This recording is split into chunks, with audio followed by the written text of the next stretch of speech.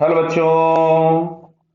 यहां लिखा है figure shows that particle A is projected from P with velocity u along the inclined plane. Clear है?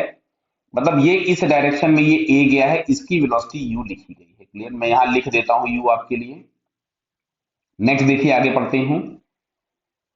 Simultaneously another particle be with velocity v at an angle alpha with the vertical, the particle collides at point q on the plane। then देखो, collision के लिए जो भी दूसरे वाले की भी वेलोसिटी है, ये जिसको हम लोगों ने यहाँ पे v लिखा हुआ है, इसका इस डायरेक्शन में जो कंपोनेंट होगा, इधर की तरफ मैं कंपोनेंट बना रहा हूं, दोनों बराबर होने चाहिए। क्योंकि अगर ये दोनों बराबर नहीं हुए तो कोलिजन नहीं होगा। जिसकी वेलोसिटी ज्यादा होगी वो क्यू से आगे चला जाएगा, जिसकी कम होगी वो क्यू के पीछे रह जाएगा। क्लियर है क्या? तो अब अगर हम लोग देखें यहां से, मैं यहां से फिर से एक ट्रायंगल बना देता हूं आप लोगों के लिए, जिससे हम प्रॉपर ज्योमेट्री आपको समझा पाए। अदरवाइज उसमें उन्होंने बहुत छोटा सा डायग्राम बना रखा है। ये एंगल दिया है थीटा नॉट। क्लियर है? और यहां कहीं से पार्टिकल को जो प्रोजेक्ट किया गया है, इससे कोई भी अल्फा एंगल दिया है, ये अल्फा दिया हुआ है। तो इसके हम दो कंपोनेंट्स निकालना चाहते हैं। ये वाला थीटा है तो ये भी थीटा नॉट होगा।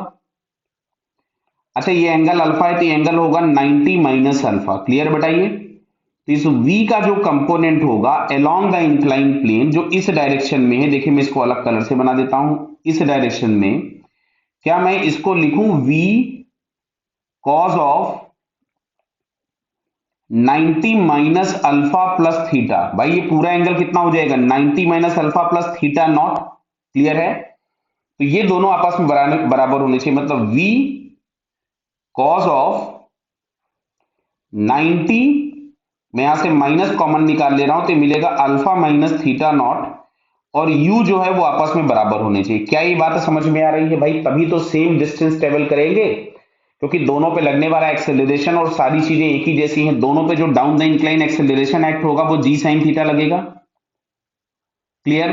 तो अब अगर हम इन दोनों को बराबर कर देते हैं तो v cause of 90 minus theta, तो ये हम लोगों को यहां से मिलेगा। देखिए कितना आ जाएगा। इसको चाहो तो आप एक्सपेंड कर लो। अगर आपको कंफ्यूजन है, कॉज ऑफ 90 माइनस थीटा की वैल्यू मान लीजिए भूल गए बाई चांस, तो v इसको हम लोग यहां से लिख सकते थे कॉस 90